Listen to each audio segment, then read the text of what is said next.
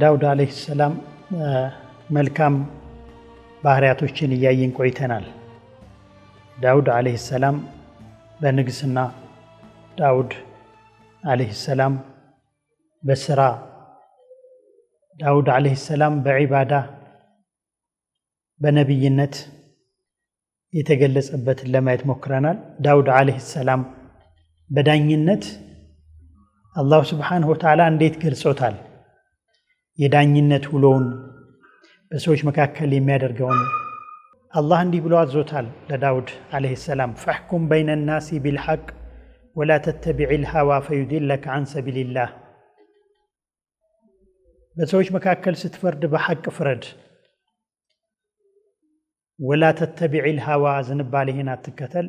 ዝንባሌ መከተል ከአላሁ ስብሓንሁ ወተዓላ መንገድ እንድታገል ያደርግሃል ብሎ አዞታልና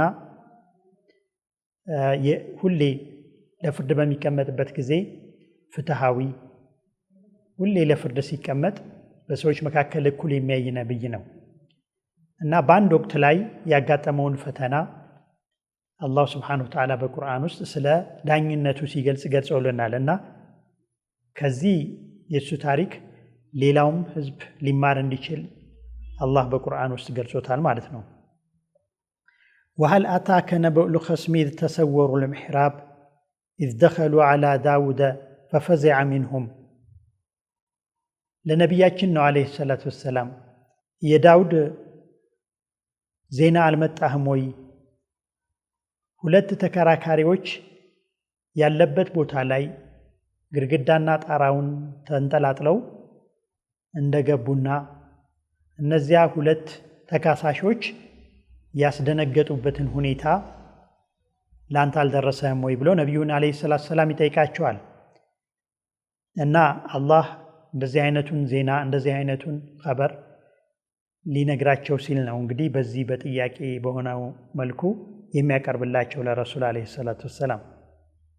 እነዚህም በአጥሩ ላይና በጣራው ውስጥ ተንጠላጥለው የገቡት ሁለት ተካሳሾች አትፍራ፣ እኛ ሁለት ከሳሽና ተከሳሾች ነን፣ አንደኛችንን በድሎናል ተበዳድለናልና ፈሕኩም በይነና ቢልሐቅ ወላ ቱሽጢጥ ወህዲና ኢላ ሰዋኢ ሲራጥ በማለት አስረዱት። አንዱ በዳይ አንዱ ተበዳይ ነንና ይህንን እንድትዳኘን ነው ወደዚህ የመጣ ነው፣ አትደንግጥ። ምናልባት ባልጠበቀው ሰዓትና ባልጠበቀው ሁኔታ ነው እሱ ዘንድ የደረሱት። ምክንያቱም ከልዋ ሆኖ ለብቻው የሚሆንበት ሰዓት ስለነበረ በዚያን ሰዓት እነሱ ድንገት መገኘታቸውና በር ሳይከፈት ሌላም አካል አብሯቸው ሳይኖር ስለነበረ በዛ ምክንያት ነው የደነገጠው ዳውድ አለይሂ ሰላም። እና እነሱም አረጋጉት፣ አትፍራ፣ ያ አንዳችንን በድሎን በመካከላችን ፍርድ እንድትሰጠን ነው አንተ ዘንድ የቀረብነው በማለት ነገሩት። ጉዳያቸውንም ገለጹለት። ኢነ ሃዛ አኺ ለሁ 99 ነዕጃ ወሊየ ነዕጀቱን ዋሂዳ ፈቃለ አክፊልኒሃ ወዐዘኒ ፊል ኺጣብ።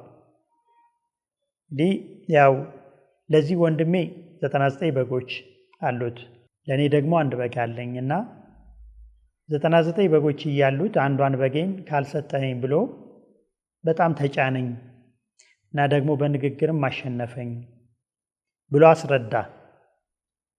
እና ነቢዩላህ ዳውድም አለይሂ ሰላም ቃለ ለቀድ ظለመከ ቢሱአሊ ነዕጀቲከ ኢላ ኒዓጅህ፣ ያንተን በግ በመጠየቁ በድሎሃል በማለት የዳኝነቱን ውሳኔ አሳወቀ ማለት ነው።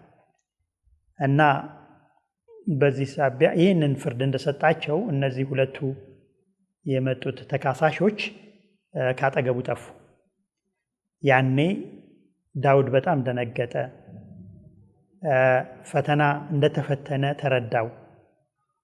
ይህም ፈተና ወظن ዳውድ አነማ ፈተናሁ፣ እኛ እንደሞከርነው አረጋገጠ ዳውድ። ምክንያቱም ሰዎቹ ወዲያውኑ ሲጠፉ ወዲያውኑ ደግሞ የፈረደውን ወይም የወሰነውን ውሳኔ ሲያስበው ለካስ ተከሳሹን አላዳመጠም። የፍርድ ሂደቱ ከሳሽ ጉዳዩን አቅርቦ ሲጨርስ ተከሳሽ ደግሞ መከላከያ ያለውን ነገር ማቅረብ ነበረበት። ግን ዳውድ ቸኩሎ ተከሳሹን ሳያደምጥ በመፍረዱ ያው መፍረዱን ስህተቱን አረጋገጠ ማለት ነው። ወظن داود أنما فتنا የአላህ ፈተና መሆኑን ተረዳና فاستغفر ربه وخر راكعا وأناب አላህን ይቅርታ ጠየቀ፣ እንዲምረው ጠየቀው አላህን። فاستغفر ربه ጌታውን ምህረት ጠየቀው። وخر راكعا وأناب ወደ አላህ ስብሓንሁ ወተዓላ በማጎብደድ እና ወደሱ ተመለሰ ማለት ነው። እናም በዚህ ሳቢያ አላህ ስብሓንሁ ወተዓላ ይሄንን ከሁሉ በላይ ይወዳልና የሰው ልጆች ማንኛውም የሰው ልጅ ይሳሳታል፣ ስህተት ይሳሳታል። ግን ከስህተቱ ወዲያው ሲታረም ነው እንግዲህ ኩሉ ብነ አደም ኸጣኡን ወኸይሩል ኸጣኢን ተዋቡን እንዳሉት ረሱል ዓለይሂ ሰላቱ ወሰላም። ሁሉም በኒ አደም የሰው ልጅ ሲባል ይሳሳታል። ከተሳሳቶች ውስጥ ግን በላጩ ስህተቱን ተረድቶ ወዲያው የሚመለስ ሰው ነው እንዳሉት ዳውድም ዓለይሂ ሰላም ወዲያውኑ በፍጥነት ከስህተታቸው ተመለሱ፣ ለአላህም ስጁድ ወረዱ ማለት ነው። እንግዲህ ይቅርታ ኢስቲግፋር ማድረግ ብቻ ሳይሆን ወዲያውኑ ለአላህ ወደቁ፣ ሰጀዱ ማለት ነው። ይሄ ደግሞ ወደ አላህም በመመለሳቸው አላህ ስብሓንሁ ወተዓላ ሰው ተሳስቶ ሲመለስ ያን የተሳሳተውን ብቻ ማበስ ብቻ ሳይሆን ሌላም ደረጃ ይሰጣልና ፈገፈርና ለሁ ዛሊክ። እንግዲህ የተሳሳተውን ስህተቱን እንደ ነቢይ የተሳሳተውን ማለት ነው። እንደ ሰው ቢሆን ከባድ ስህተት ላይሆን ይችላል። ፈገፈርና ለሁ ማር ነው፣ ምህረት ሰጠ ነው። ፈገፈርና ለሁ ዛሊክ ወኢነ ለሁ ዒንደና ለዙልፋ ወሑስነ መአብ። እኛ ዘንድ የክብር ቦታ አለው እንዲሁ ደግሞ መልካም መመለስ አለው በማለት ደረጃውን ከፍ አደረገው ማለት ነው። እንግዲህ ነቢይ ልክ አባታችን አደም ዓለይሂ ሰላም በጀነት ውስጥ እንዳትነኩ፣ እንዳትቀምሱ፣ እንዳትበሉ የተባሉትን ሲበሉ ወዲያውኑ ስህተታቸውን አምነው ወደ አላህ በመመለሳቸው ስህተታቸውን መማር ብቻ ሳይሆን በነቢይነት ማዕረግ መልእክተኛ ሆነው አላህ ስብሓንሁ ወተዓላን በክብር እንዲያገለግሉት አደረጋቸው። ክብር ሰጣቸው ማለት ነው። በምናቸው? በመቶበታቸው። እናም ነቢዩላህ ዳውድንም ዓለይሂ ሰላም በዚህ የፍርድ ሂደት ላይ በተሳሳቱት ስህተት ፈገፈርና ለሁ ዛሊከ ወኢነ ለሁ ዒንደና ለዙልፋ ወሑስነ መአብ መማር ብቻ ሳይሆን እኛ ዘንድ ልዩ ቦታ አለው በማለት እና ደግሞ መልካም መመለሻ አለው፣ አላህ ዘንድ ጥሩ የሆነ መመለሻ አለው በማለት ደረጃቸውን ከፍ አድርጎ አወጣቸው ማለት ነው ከዚህ ከፈተና። እና እንግዲህ ነቢያቶች ፈጣን የሆነ ተመላሾች ነበሩ ወደ አላህ ስብሓንሁ ወተዓላ። ስለዚህ ከዚህ የፍርድ ሂደት ላይ ከተከወነው ውስጥ የሚወሰደው ምንድን ነው? ማንም ዳኛ ፍጹም አይደለም። በዳኝነት ሂደት ውስጥ ወይም በኢጅቲሃድ ላይ ፍጹምነት የለም። ሐታ ነቢያቶች በኢጅቲሃድ ሊሳሳቱ ይችላሉ ማለት ነው እስኪታረሙ ድረስ። ስለዚህ ነቢያችንም ዓለይሂ ሰላቱ ወሰላም ምን ብለውናል? በኢጅቲሃድ በሚያደርግበት ጊዜ አንድ ሰው ትክክለኛ ከሆነ 2 አጅር ያገኛል፣ ከተሳሳተ ደግሞ 1 አጅር ያገኛል ብለዋል። ስለዚህ ያው በኢጅቲሃድ ላይ ዒስማ የለም ማለት ነው። ዒስማ የሚኖረው ከኢጅቲሃድ ውጪ ባለው ነው። ኢጅቲሃድ በሚያደርግበት ሰው ጊዜ ሐታ ነቢይ እንኳን እስኪታረም ድረስ እንደዚህ አይነት ስህተት ውስጥ ሊወድቅ ይችላል ማለት ነው። ስለዚህ ከዚህ ምንድን ነው ልዩ የሚያደርጋቸው ነቢዩላህ ዳውድን ግን በፍጥነት መመለሳቸውና ከኢስቲግፋር ባሻገር ለአላህ ለዚህ ስህተታቸው ስጁድ መውረዳቸውንና አላህም ደግሞ ወዲያውኑ ፈገፈርና ለሁ ማርታ መስጠት ብቻ ሳይሆን ሽልማትም ማዕረግም እንደሰጣቸው እናያለንና ማንኛውም ሌላውም ተራውም ሰው በሚሳሳትበት ጊዜ ፈጣን የሆነን መልስ ለአላሁ ስብሓንሁ ወተዓላ ኢስቲግፋርና ሌላም ተጨማሪ መልካምን ነገር ካስተከተለ ከዚያ ከስህተቱ መማር ብቻ ሳይሆን ሌላም ደረጃ ሊሰጠው እንደሚችል የነቢዩላህ አለይሂ ሰላም ዳውድ ታሪክ ቀሰስ ያሳየናል ማለት ነው። ስለዚህ ያው በዳኝነት እንደዚህ አይነቱ ባይኖር ኖሮ ዳኛ የሚሆን አይኖርም ነበር። በኢጅቲሃድ ስህተት ያልሆነም እንደሚያሸልም ወይም ማዕረግ እንደሚያሰጥ ባይኖር ኖሮ ማንኛውም ሰው ኢጅቲሃድ ውስጥ አይገባም ነበር። ኢጅቲሃድ ውስጥ እንግዲህ ሐሳና ተሰጥቷል ማለት ነው። ከተሳሳተ አንድ አጅር ይኖረዋል። ግን ለኢጅቲሃድ ብቁ ይሁን እንጂ ሰውየው ከተሳሳተ አንድ አጅር ይኖረዋል፣ ካገኘ ደግሞ 2 አጅር ይኖረዋል። ይሄ ባይሆን ኖሮ ሙጅተሂዶች አይኖሩም ነበር። ምክንያቱም ይሄ ሐሳና ስለተሰጣቸው ሙጅተሂዶችም ፍሪ ሆነው ነፃ ሆነው ኢጅቲሃድ ያደርጋሉ፣ ይመራመራሉ ማለት ነው አዋቂ ሰዎች። ስለዚህ በዚህ መልኩ ከዚህ ቀሰስ ይሄንን እንማራለን ማለት ነው። እዚህ ጋር እንግዲህ ይሄ ታሪክ የሁለት ሰዎች ታሪክ ብቻ አይደለም፣ ለብዙሃኑ ጠቃሚ የሆነ ስለሆነ ነው አላህ ይሄን መርጦ ከዳኝነት ውሎ ከነቢዩላህ ዳውድ የዳኝነት ውሎ መርጦ አላህ በቁርአን ውስጥ ይሄን የነገረን ከነቢዩላህ ዳውድ በኋላ እስከ መጨረሻው ህዝብ ድረስ ይህ ስለሚያጋጥመው ከዚህ ትምህርት እየወሰደ እንዲስተካከል ለማድረግ ነው ማለት ነው። ሌላኛው የዳኝነት ውሎ ነቢዩላህ ዳውድ አለይሂ ሰላም ከልጁ ጋር ዳኝነት የሰጠበት ትዕይንት ነው። አላሁ ስብሓነሁ ወተዓላም ወዳውደ ወሱለይማነ ኢዝ የሕኩማኒ ፊል ሐርሲ ኢዝ ነፈሸት ፊህ ገነሙል ቀውም ወኩና ሊሑክምህም ሻሂዲን። አላሁ ስብሓነሁ ወተዓላ ዳውድና ልጁ ሱለይማን አብረው የተቀመጡበትን የዳኝነት የፍርድ ሂደት ይነግረናል አላሁ ስብሓነሁ ወተዓላ። ጉዳዩ የአንድ የአዝርት ቦታን በተመለከተ ነው። ያን የአዝርት ቦታን እንስሳ የሚያረባ የነበረ ሰው እንስሳዎቹ ከቤቱ ይወጡና ያን የአዝርት ቦታ ያወድሙታል እና ያን የአትክልት ቦታ አውድመውት ነው እንግዲህ ባለ እርሻው ወደ ነቢዩላህ ዳውድ በመምጣት ክስ የመሰረተው ማለት ነው። እና በዚህ የክስ ሂደት ውስጥ ያው ከሳሽ የደረሰበትን ጉዳት ለነቢዩላህ ዳውድ አቀረበ። ነቢዩላህ ዳውድ አለይሂ ሰላም ካዳመጡ በኋላ ያው ጉዳዩ የተፈጸመው ሌሊት ነው። እንስሶች በባለቤታቸው መጠበቅ በሚገባቸው ሰዓት ወጥተው ጥፋት በማድረሳቸው ነቢዩላህ ዳውድ አንድ ውሳኔ ወሰኑ። ይህም ውሳኔ ምን ነበረ? ባለ እርሻውን ሰው ሀብት ስላጠፋ እንስሶቹ ለባለ እርሻው ሰውዬ እንዲሰጡና ባለ እርሻው ካሳ እንዲያገኝ ማለት የባለ እንስሳውን ንብረቶች የባለ እርሻው እንዲወስድ ወሰኑ ማለት ነው ነቢዩላህ ዳውድ አለይሂ ሰላም። እና ይህን የፍርድ ሂደት እኛም በደንብ እንከታተለው ነበር ይላል አላሁ ስብሓነሁ ወተዓላ ወኩና ሊሑክምህም ሻሂዲን እንከታተለው ነበረ። ነገር ግን ይሄ የፍርድ ሂደት ብዙ ከዚህ የተሻለ እንዳለ የተረዳው ሱለይማን ደግሞ በዚህ በፍርድ ሂደት ውስጥ ገብቶ ሌላ ፍርድ ሰጠ። እንግዲህ ሱለይማን በአባቱ ፍርድ ገብቶ ማለት ነው። ሱለይማን ደግሞ ምን አደረገ? የባለ እርሻው ላይ የደረሰው ጥፋቱ ዘላለማዊ አይደለም። ካሳው ግን አሁን አባቴ እንዲወስድ ያደረገው ካሳ ዘላለማዊ ነው። ይሄ ደግሞ በመካከላቸው ልዩነትንና አለመስማማትን ሊፈጠር ይችላል። ስለዚህ ውሳኔው መሆን ያለበት ብሎ ጣልቃ ገባ። ያው ሱለይማን የፈረደው ፍርድ ምን ነበር?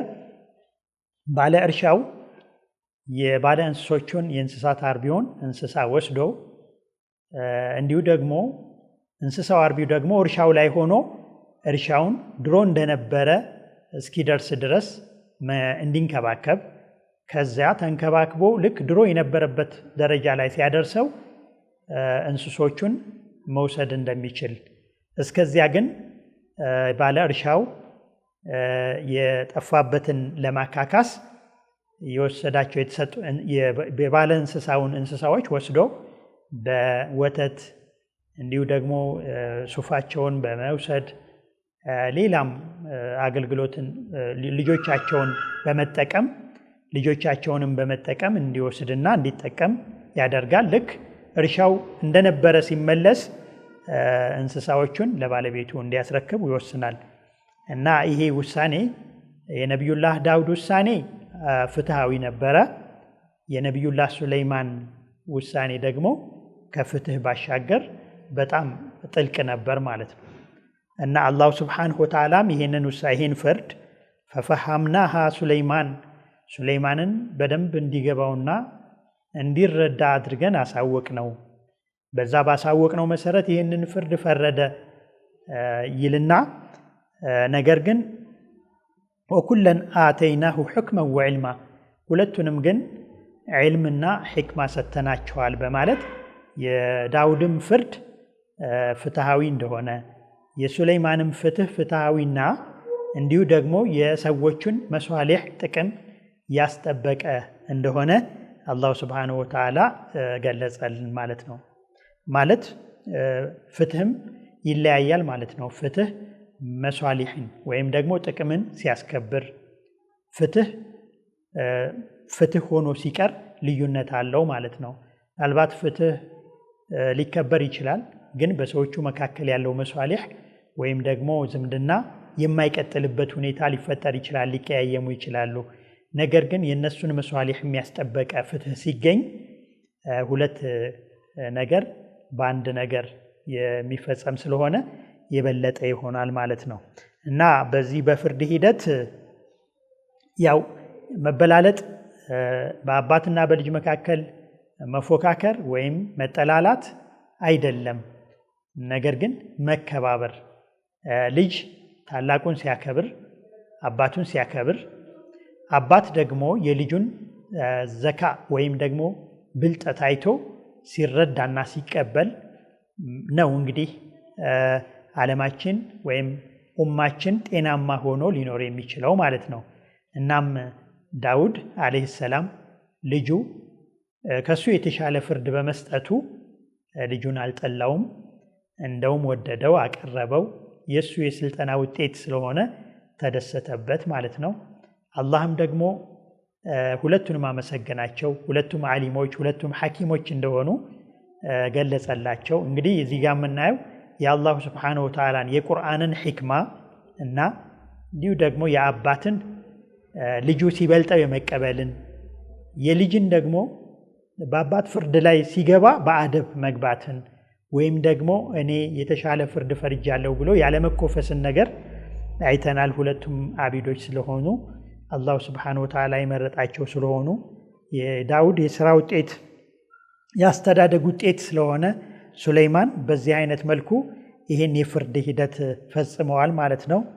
እንግዲህ ከሌሎች ከዚህ የፍርድ ሂደት ብዙ ይማራሉ ማለት ነው። ምክንያቱም ሁሌ ፍትህ ብቻ አይደለም ትክክል፣ ከፍትህም ባሻገር ጥቅምን ያስከበረ ፍትህ ደግሞ ከፍትህ የበለጠ ይሆናል ማለት ነው። ይህንንም አላህ እንደወደደ ነው የሚያሳየን ማለት ነው። እንግዲህ ብርቱና ጠንካራ ስኬታማ ለመሆን ከተፈለገ ፍትሃዊ መሆን ያስፈልጋል። በስህተት ጊዜ ደግሞ በፍጥነት ወደ አላህ መመለስ ያስፈልጋል። ለአላህ ተውበት ደግሞ ለአላህ ተውበት ማድረግ ደግሞ የምትጓዘው መንገድ መጨረሻ ሳይሆን መጀመሪያ ነው። ስለዚህ ተውበት ማድረግ ከዚያም ደግሞ ወደ አላህ ስብሓንሁ ወተዓላ መመለስ አስፈላጊ ነው ማለት ነው። ነቢያችንም ዓለይሂ ሰላቱ ወሰላም የተሳሳትክ ጊዜ ወዲያውኑ በጥሩ ነገር አስከትል ብለዋል። ወአትቢዕ ሰይአተ አልሐሰና ተምሑሃ ብለው እንደነገሩን በሐዲሳቸው ማለት ነው። ስህተትን በምትሳሳትበት ጊዜ ወዲያውኑ መልካምን ነገር አስከትለው ታብሰዋለችና ብለውና ረሱል ዓለይሂ ሰላቱ ወሰላም። ስለዚህ ያው ከዳውድ ዓለይሂ ሰላቱ ወሰላም ብዙ ነገሮችን መማር እንችላለን። ከምንማራቸው ነገሮች ውስጥ ወደ አላህ መቃረብ የኃይል ምንጭ መሆኑን እንግዲህ ዳውድ ዓለይሂ ሰላም ኃይለኛ ጡንቸኛ ምናምን ሆኖ አይደለም። ነገር ግን ወደ አላህ መቃረቡ በአላህ መተማመኑ ከአላህ ውጪ ያለው እንደሚሸነፍ የቂን ማለቱ ትልቅ ብርታት ሆኖት ነው እንግዲህ ጃሉት የተባለውን ያን ታላቅ ግዙፍ ሰው ሊያሸንፈው የበቃው ማለት ነው። እና ሁሌ ወደ አላህ በሚቃረብበት ጊዜ ያ መቃረብ ኃይል ይፈጥራል ማለት ነው።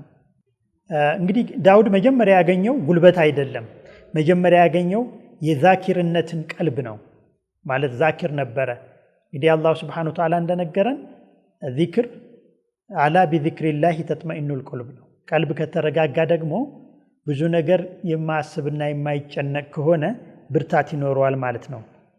ዚክር የሚያበዛ የሌሊት ሶላትን በረጅሙ የሚሰግድ ወደ አላህ በቶሎ ተመላሽ የሆነ ሰው ኒዕመል አብዱ ኢነሁ አዋብ ተብሎ እንደተገለጸው ዳውድ ይሆናል ማለት ነው።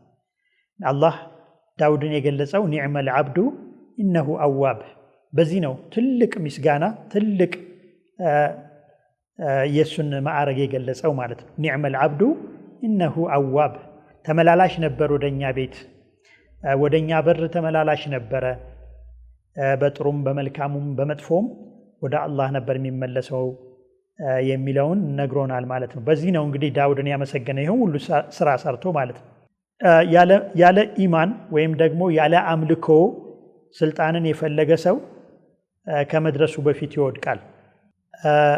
በኢማን ከሆነ ግን በዚክር ከሆነ ግን ስልጣን የተሰጠው ተራሮችና በራሪዎች የሚያጅቡት ይሆናል፣ የሰው ልጅ ብቻ ሳይሆን ማለት ነው። ስራና አምልኮ የማይነጣጠሉ አንድ ገጾች ናቸው። ስለዚህ ስራችን አምልኮ ይሆን ዘንድ የዳውድን ተምሳሌት መከተል ተገቢ ነው ማለት ነው። ወካነ ያእኩሉ ሚን ዐመሊ የዲሂ፣ የእጃችንን ውጤት መመገብ መብላት ዒባዳ ተደርጎ ተወስዶልናል ማለት ነው። ስለዚህ ያው ስራና ዒባዳ የማይነጣጠሉ ነገሮች ናቸው። ሁሌ ስራን ስንሰራ ስራን ስራ ብሎናል። ስራህን ለካ ስራህን አሳምር እንደተባል ነው አላህ ለዳውድ እንዳዘዘው በዛ መልኩ ያደረገውን ባሪያውን እንዳመሰግነው አይተናልና እኛም ስራችንን ስንሰራ ስራን በልኩ መስራት ስራን ማሳመር ይሄ የሙስሊሞች ዋና መገለጫ መሆን ይገባዋል ማለት ነው። ያለ ፍትህ ኃይልን ማግኘት በዳይ መሆን ነው። ምክንያቱም ኃይል የተሰጠው አካል ፍትህን የማይጠብቅ ከሆነ ዙልምን ነው የሚሰራበትና ስለዚህ ስልጣን በሚወጣበት ጊዜ ማንኛውም ሰው ኃላፊነት በሚሰጠው ጊዜ ፍትህን መጠበቅ ትልቅ ነገር ነው ማለት ነው። የዳውድ ንግስና በበደል ላይ የተመሰረተ አልነበረም፣ በፍትህ ላይ የቆመ ነበር። የነዛ የሁለት ተከሳሾችን ከዛ የምንማረው መቸኮል አደጋ መሆኑን ነው። መቸኮል አስፈላጊ አይደለም፣ በተለይ በሁለት ሰዎች መካከል ፍርድ ለሚሰጡ ሰዎች። ለሌላም ነገር አስፈላጊ እንዳልሆነ ሁሉ እዚህም ቦታ ላይ መረጋጋት ያስፈልጋል ማለት ነው። ምክንያቱም በሰው ሕይወት ላይ በሰው ንብረት ላይ ነው የሚወስኑትና ከመወሰናቸው በፊት መረጋጋትና የከሳሽን ብቻ ሳይሆን የተከሳሽንም ቃል መስማት ከዚያም ደግሞ ሁለቱን ማወዳደር ጊዜ ሊወስድ ይችላል። እነዚህን ሁሉ ተገቢ ነው ማለት ነው። ዳውድም ታዲያ እንደፈጠነ ሲረዳ አልተከራከረም። ትክክል ነኝ ፍርዴ ልክ ነው ብሎ አልተከራከረም። ምክንያት አልፈለገም። ወዲያውኑ በስጁድ ለአላህ በመውደቅ ወደ አላህ በመመለሱ አላሁ ስብሓንሁ ወተዓላ መማር ብቻ ሳይሆን ሽልማትም እንዲሰጠው አስደርጎታል ማለት ነው። እንደገና ደግሞ ያው በእርሻው ፍርድ ላይ በሱለይማን እና በአባቱ መካከል የተደረገው ፍርድ የሚያስተምረው ደግሞ ለዚህ ኡማ ለኛ የሚያስተምረን ዳውድ በፍትህ ሲፈርድ ሱለይማን ደግሞ ጥልቅ በሆነ ነገር ፈርዷል ማለት ነው። ቁርአን ሁለቱንም አወድሷቸዋል። ስለዚህ ያው ሁለቱም ትክክል ነበሩ። ነገር ግን በግንዛቤ ነው የተለያዩት። በግንዛቤ መለያየት ደግሞ መጻረር ማለት አይደለም። ሰዎች በግንዛቤያቸው ሊለያዩ ይችላሉ። ነገር ግን አባት ለልጁ ተርቢያን ሰጥቷል፣ ስልጠናን ሰጥቷል። ይሄ ትዕይንት ሱለይማን ለሚቀጥለው ለሚያደርገው ኃላፊነት ለሚሰጠው ኃላፊነት ትልቅ ተርቢያ ነበር ማለት ነው። አባት ለልጁ ልጁን ሲቀበል፣ ልጅ ደግሞ አባቱን ሲያከብር፣ በዚህ ነው እንግዲህ የሰው ልጅ ትልቅ ደረጃ ሊደርስ የሚችለው ማለት ነው። የዳውድ ታሪክ የሚያስተምረን ስልጣኔ አምልኮ ነው። ሰዎች በምቾት እንዲኖሩ መትጋት አምልኮ ነው። አላህ ብረትን አለዘበለት። ብረትን ሲያለዝብለት 3 ነገሮችን ሰርቶበታል። አንደኛ ከጠላቶች መከላከያ እንዲሆን አድርጎታል። ኢኮኖሚውን እንዲያሳድግ በብረት አስችሎታል። ሌላው ደግሞ በብረት አማካኝነት ያው ስራውንም ሲሰራ ስራ አምልኮ ነውና በስራው አላሁ ስብሓነሁ ወተዓላ ልዩ ደረጃ እንዲሰጠው አስችሎታል ማለት ነው። ኢኮኖሚ ማሳደጊያና ሀገርንና ህዝብን ከጠላት መጠበቂያ፣ ሀገርን ደግሞ መገንቢያም አድርጎታል ማለት ነው። ይሄ የስልጣኔ መገለጫ ነው። ዛሬም ቢሆን ህንፃዎች የሚገነቡት፣ ድልድዮች የሚሰሩት፣ መንገዶች የሚሰሩት በብረት ነው። እንግዲህ በነቢዩላህ ዳውድ ብረት መሆኑ ቀርቶ ጭቃ የሆነላቸው ብዙ አይነትን የስልጣኔ ነገሮችን ሰርተውበታል ማለት ነውና እስካሁንም ድረስ በተለይ ለዚህ ህዝብ ደግሞ በቁርአን ውስጥ አንድ ሱራ በስሙ የተሰጠው ብረት ትልቅ ትርጉም አለው ማለት ነው። ብረትን በአግባቡ ከመሬት ካወጣን፣ በአግባቡ ከሰራንበት ብዙ የኢኮኖሚ ሀብቶችን ልናተርፍበት እንችላለን። ሀገር ልንገነባበት እንችላለን። ከጠላት ደግሞ ልንጠበቅበት እንችላለን። ይሄንን ከነቢዩላህ ዳውድ አለይሂ ሰላም ተምረናል ማለት ነው። በሩህ ስራና አላህን በማምለክ እና በመንግስት ወይም ደግሞ በንግስና ስራ ውስጥ ሚዛናዊነት ከዳውድ የምንማረው ትልቁ ትምህርት ነው ማለት ነው። ዳውድ በምኩራብ ውስጥ ትልቅ አቢድ ነበረ።